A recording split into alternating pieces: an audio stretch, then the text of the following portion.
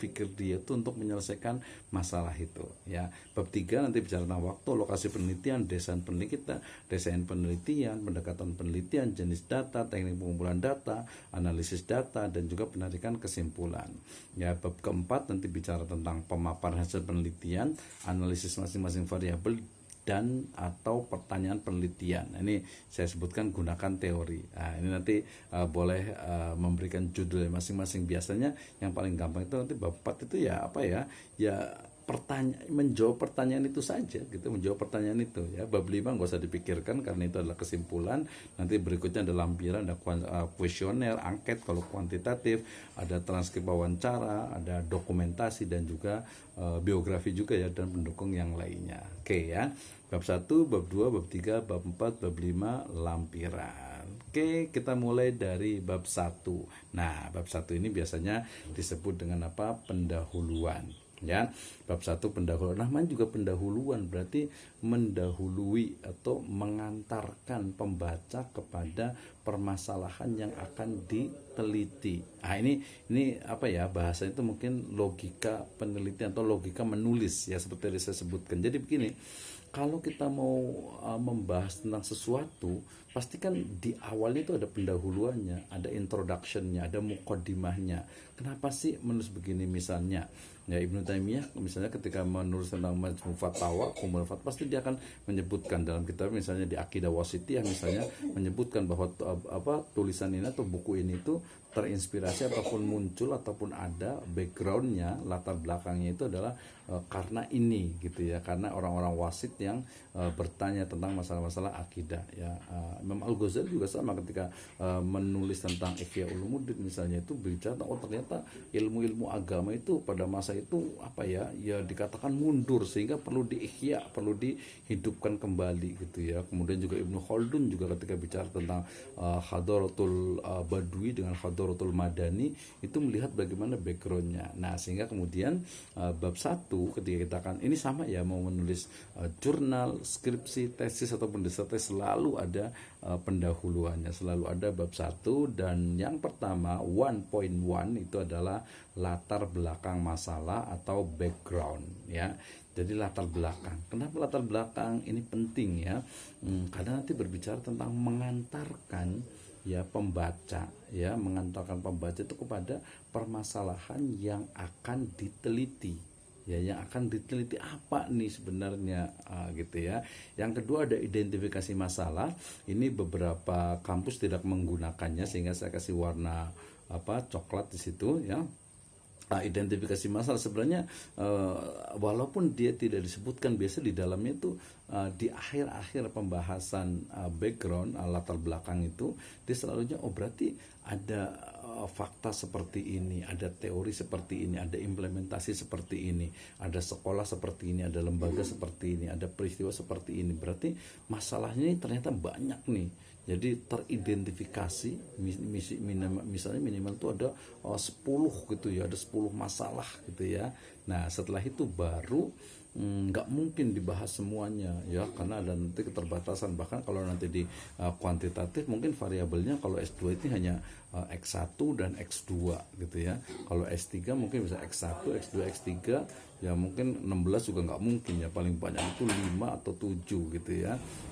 X1 berpengaruh terhadap Y, X2 berpengaruh terhadap Y, X3 berpengaruh terhadap Y, X1, X2, X3 secara simultan berpengaruh kepada Y. Atau mungkin Anda menggunakan SEM misalnya, adanya variabel endogen dengan variabel eksogen misalnya.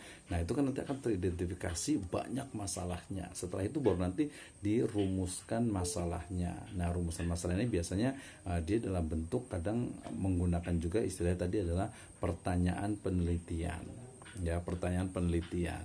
Nah, pertanyaan penelitian nanti kita akan bahas juga ya. Nah, kemudian 1.4-nya adalah batasan masalah. Ini biasanya di kuantitatif. Kenapa? Karena dia akan dibatasi pada misalnya sekolah tertentu, lembaga tertentu, objek tertentu, variabel tertentu, gitu ya.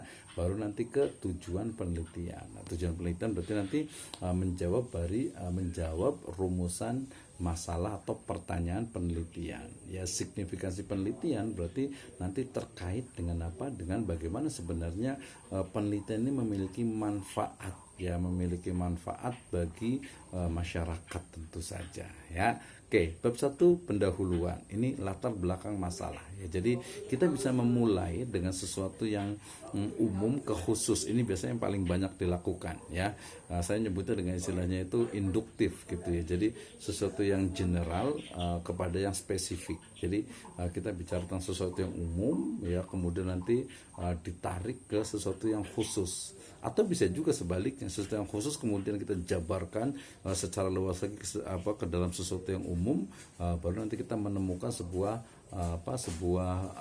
permasalahan ya, teridentifikasi permasalahan. Jadi ini masing-masing penulis itu biasanya berbeda, tapi secara umum biasanya selalu menggunakan sesuatu yang sifatnya general, sesuatu yang umum kepada yang khusus, secara yang spesifik. Ini biasanya lebih mudah gitu ya. Tapi kalau di level master ataupun di doktoral itu biasanya dia lebih bervariasi. Ya bisa saja umum khusus itu sangat mungkin. Yang penting nanti antar paragraf itu dia ada perpaduan. Ini yang paling penting biasanya itu ya.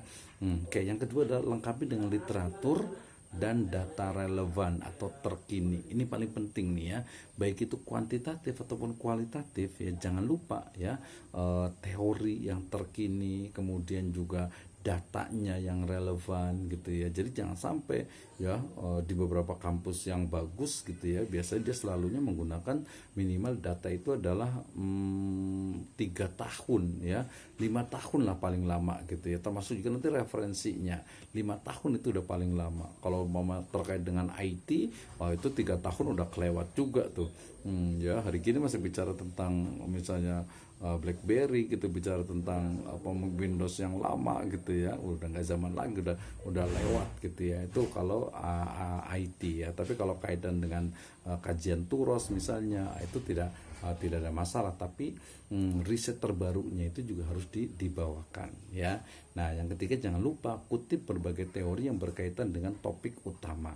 Ini penting nih ya. Jadi misalnya siapa lagi nih nanti yang boleh kita diskusikan ya.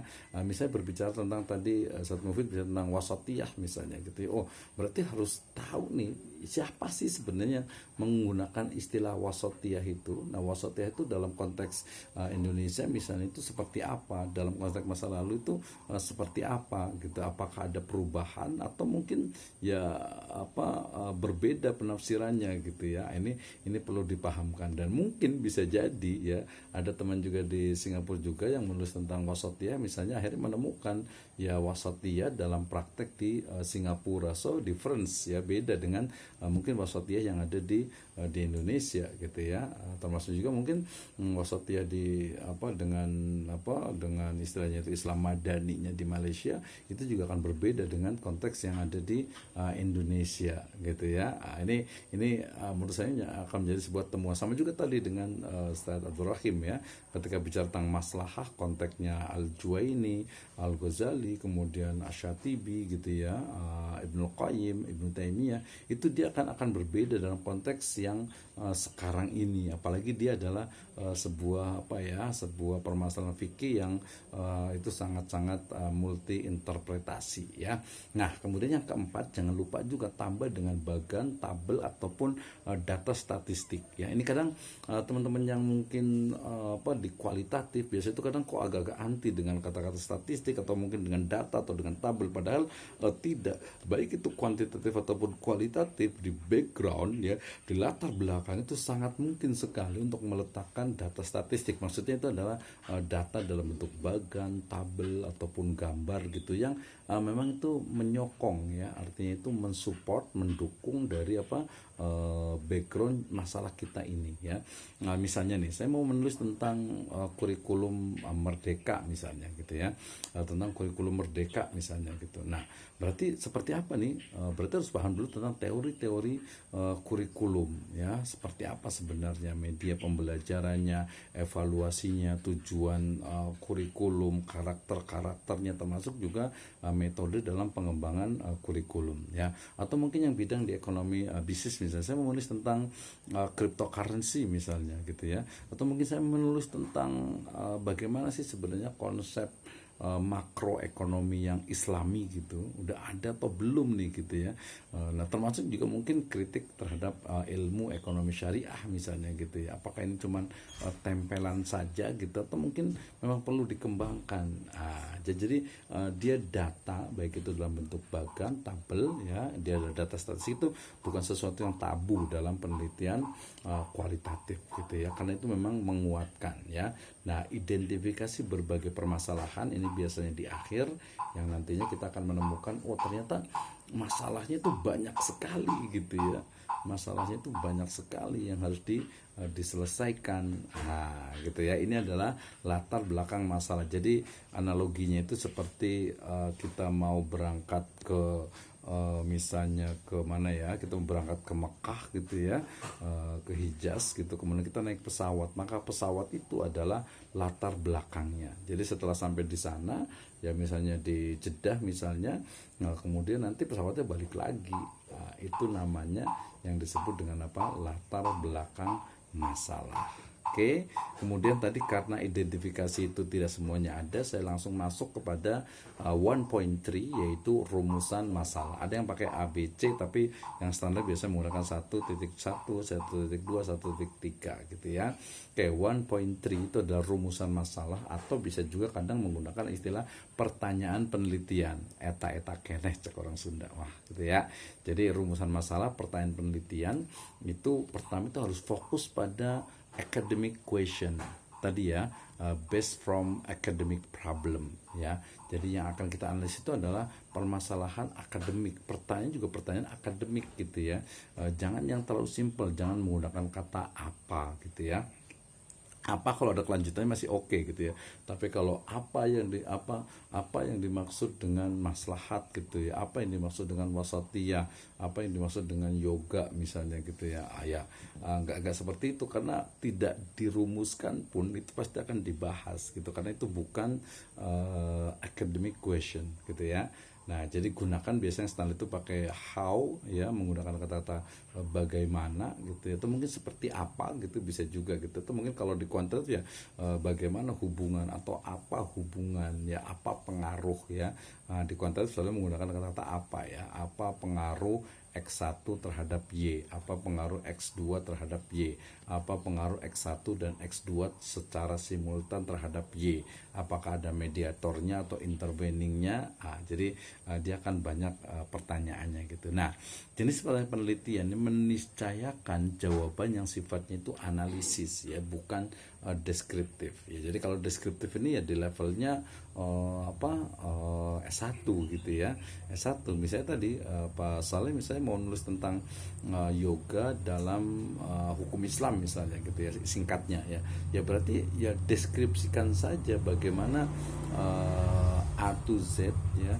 Jadi bagaimana awal dari praktek yoga itu, dari mulai keyakinannya, kemudian gerakan-gerakannya, sampai kepada simbol-simbolnya, baru nanti kita lihat dalam konteks Islamic law ya, ataupun hukum Islam. Jadi senang aja Ustaz gitu ya, gampang, mudah lah ya gitu ya. Nah, jangan lupa juga jumlah pertanyaan akan dijawab dalam tujuan penelitian, analisis, pembahasan, dan kesimpulan. Ini penting nih ya. Jadi jangan lupa pertanyaan 2 atau 3, maka tujuan penelitian juga 3, analisis pembahasan di bab 4 juga 3, sampai kepada kesimpulan juga 3. Itu saling terkait tuh ya, saling terkait. Jangan lupa di pertanyaan penelitian, tujuan penelitian, analisis pembahasan bab 4 sampai kepada kesimpulan, dia harus sama ya. Oke, ini adalah rumusan masalah. Next ya, ini saya ringkas semuanya, mulai dari batasan masalah, tujuan penelitian, manfaat penelitian, signifikansi penelitian. Ini kayaknya, karena ini biasanya nggak usah dipikirkan lah gitu ya. Batasan masalah ini tidak semuanya ada ya, biasanya di kuantitatif, yaitu batasan penelitian khususnya pada penelitian kuantitatif, tempatnya, waktunya, variabelnya, dan lain sebagainya ya. Tujuan penelitian, analisis atas jawaban yang ada dalam rumusan masalah atau pertanyaan penelitian tadi. 2 ya 2, 3 biasa gampang dengan di copy, kemudian di paste di tujuan penelitian, kemudian kata tanyanya diganti dengan kata how to analyze, menganalisis, menguraikan, memahami, atau mungkin merumuskan gitu ya. Itu udah jadi tujuan penelitian.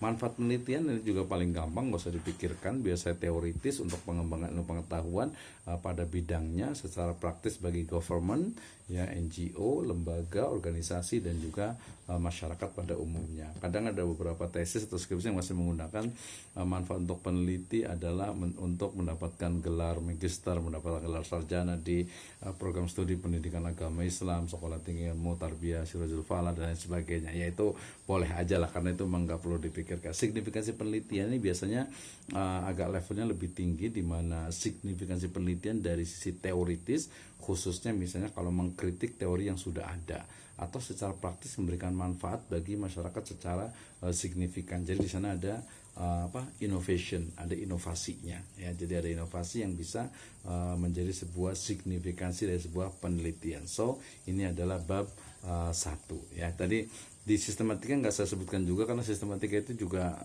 udah standar lah ya. Bab 1 pendahuluan, latar belakang masalah, pertanyaan penelitian, tujuan penelitian, manfaat penelitian, sampai kepada sistematika penelitian. Bab 2 kerangka teori, kerangka pemikiran, landasan teori, landasan pemikiran.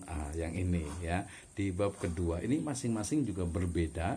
Ya, ada yang menyebutnya dengan kerangka teori, ada yang menyebutnya dengan kajian pustaka, ada yang menyebutnya dengan landasan teori, ada yang menyebutnya juga landasan pemikiran. Nah, back to your university policies gitu ya.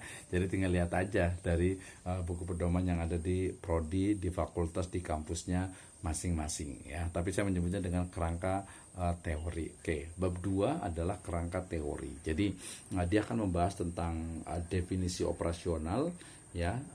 Nah, tadi sudah saya sebutkan tentang definisi operasional, biasa terkait dengan topik yang akan dibahas, tetapi bukan hanya naratif saja, tetapi mampu untuk mengorelasikan antar variabel, antar subtopik, antar istilah-istilah yang digunakan atau yang akan dijadikan bahan penelitian, ya.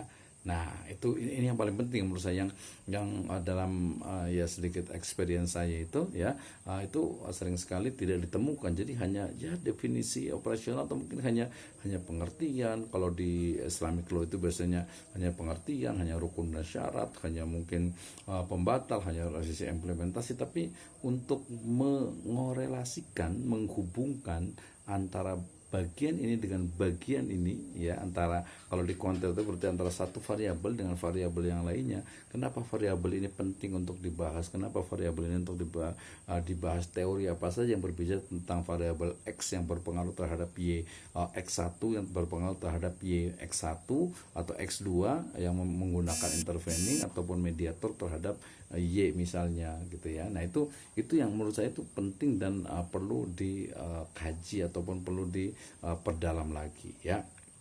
Nah, kemudian di 2.3 ya, di 2.3 ini biasa terkait dengan teori. Ini saya ngambil kebetulan dari alumni daripada UIN Sunan Gunung Jati Bandung. Biasanya dia menggunakan grand theory, middle teori dan aplikasi teori. Nah, bedanya kalau di jurnal artikel, ya, ini dia disatukan, pokoknya satu teori saja.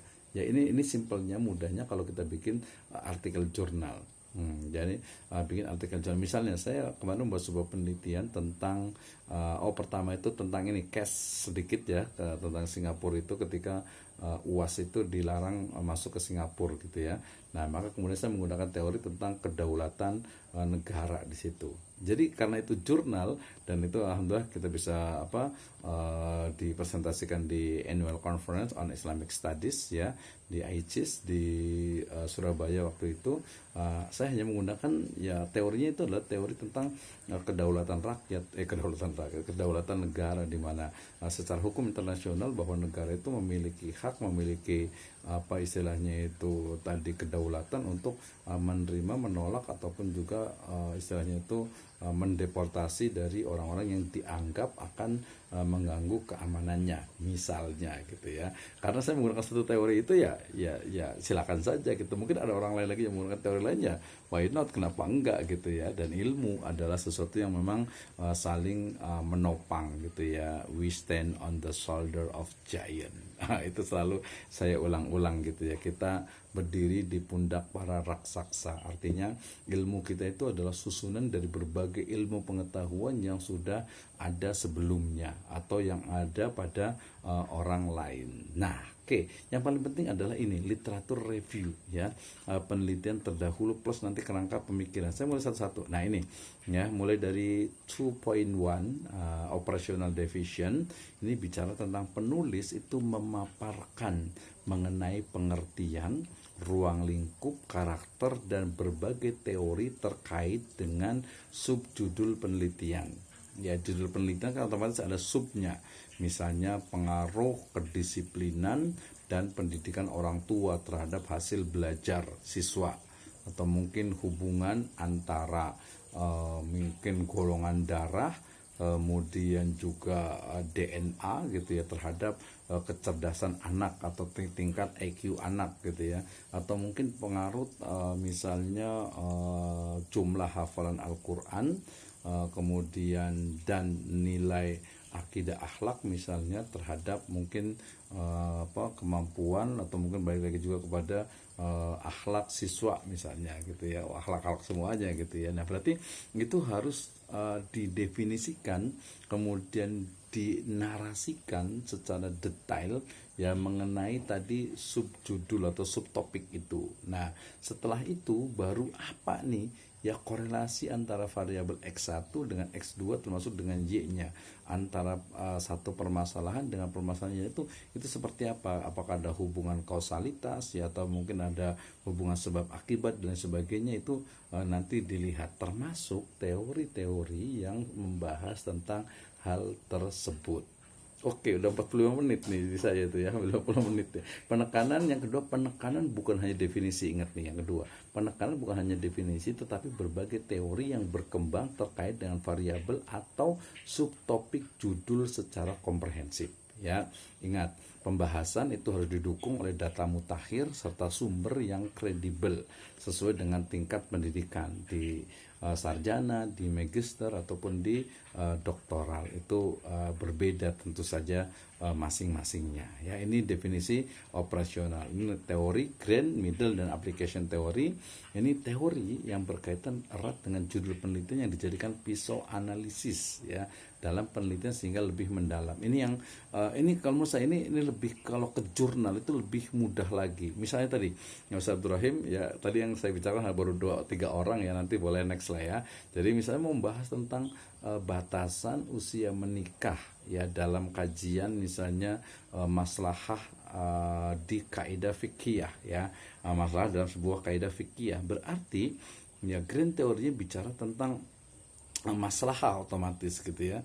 Jadi maslahah itu seperti apa? Apakah ada maslahatul fardiyah atau maslahatul ammah atau maslahatul khosoh gitu ya, atau jangan-jangan nanti ada maslahah dauliyah ya, atau maslahatul daulah gitu ya,